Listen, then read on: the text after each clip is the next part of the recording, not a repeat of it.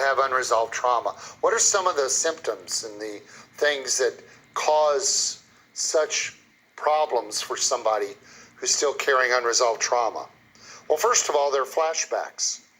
If you are triggered, that is, you see, smell, taste, touch, hear, or feel something that reminds you of a former traumatic event, you can have a flashback that takes you right back to that traumatic place.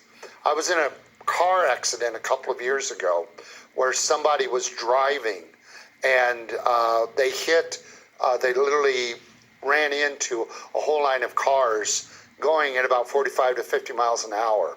I was in the back seat, and it was a little tiny car. I mean, it was a little tiny car. And I was thankful that I wasn't injured. I was a little shaken, but I wasn't injured.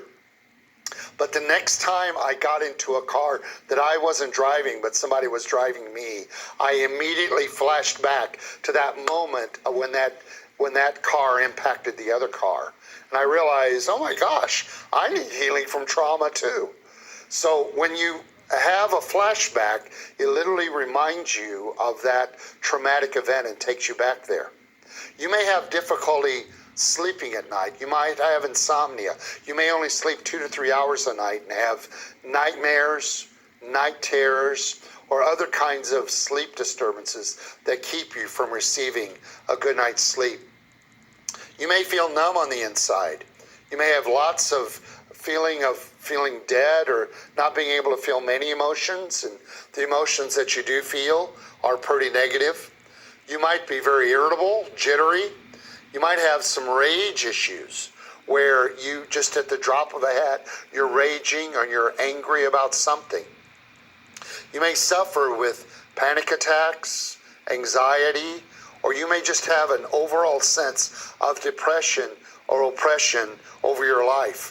Now you can suffer panic and anxiety and depression without having trauma, but trauma over and again is one of the main symptoms, one of the main causes of those symptoms.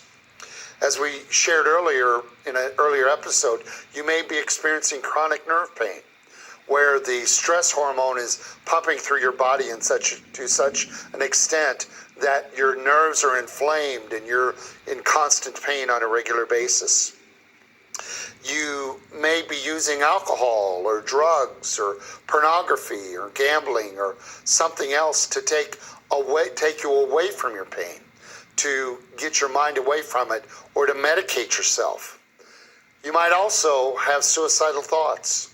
You may be thinking of putting an end to your life or harming yourself or causing harm to somebody else.